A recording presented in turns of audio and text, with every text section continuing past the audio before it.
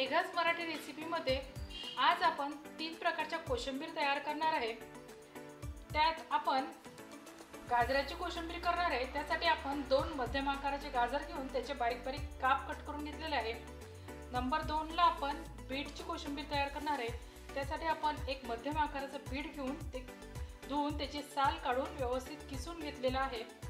त्यानंतर आपण काकडी आणि टोमॅटोची कोशिंबीर करणार आहे। त्यासाठी आपण कांदा बारीक कट करून घेतलेला आहे, टोमॅटो बारीक कट करून घेतलेला आहे आणि काकडी बारीक कट करून घेतलेली आहे। आणि साधारण 2 ते 3 चमचे आपण घट्ट चक्का दही घेतलेला आहे या कोशिंबीरीसाठी। या कोशिंबीर करण्यासाठी आपण तडक्यासाठी हिरव्या मिरच्यांचे काप करून घेतलेले आहे आणि कढीपत्ता घेतलेला आहे। सर्वप्रथम आपण गॅसवर एक पॅन आणि या पॅन मध्ये आपण 5 ते 6 चमचे तेल टाकून घेऊ, कारण की आपण एकाच तडक्यामध्ये या तिन्ही कोशिंबीर करणार आहे।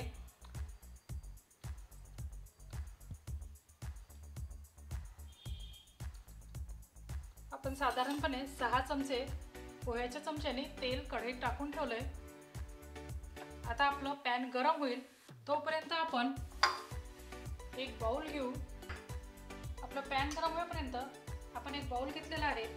त्यात सर्वप्रथम आपण काकडीची कोशिंबीर करून घेऊ। त्यासाठी आपण कांदा, टोमॅटो आणि काकडी एकत्र करू।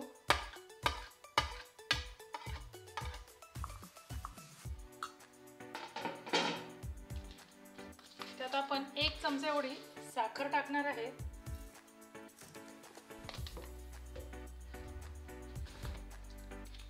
अर्धा चमचा मीठ टाकणार आहे आणि हे आपण दही घेतलेले आहे। हे साधारणपणे असे मोठ्या चमच्याने 2 चमचे असे दही घेतलेलं आहे आपण।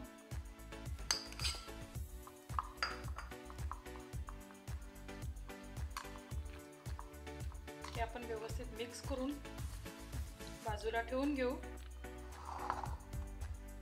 त्यानंतर आपण जे गाजर आणि बीट घेतलेलं आहे त्यातही आपण चवीनुसार मीठ ऍड करून घेऊ।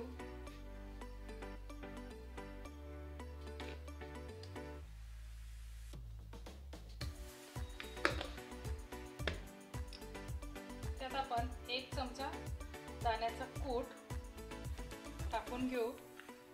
आपण तिन्ही कोशिंबीरीसाठी 1-1 चमचा असा दाण्याचा कूट टाकलेला आहे।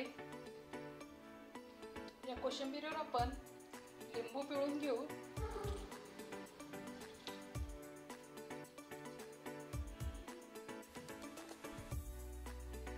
कोशिंबीरीवर आपण अर्धा लिंबू पिळून घेतलेला आहे।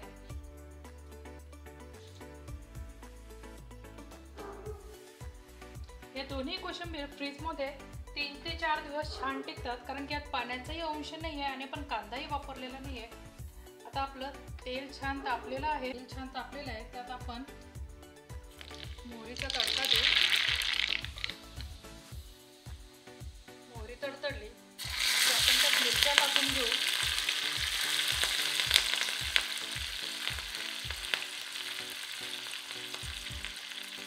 कढीपत्ता ऍड करू।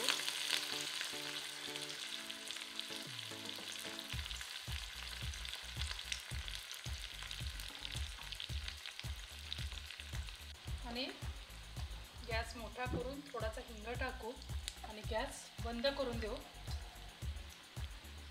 आता आपला तडका तयार झालाय, तो आपण तिन्ही कोशिंबीरीवर टाकून घेणार आहे।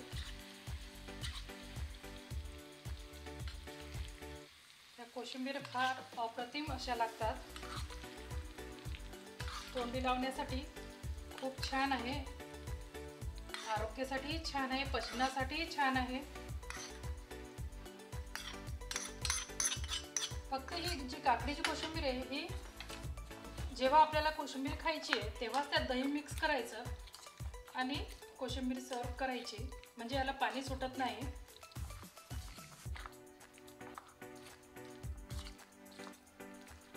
छान अशी मिक्स करून घेतलेली आहे, तुम्ही बघू शकता।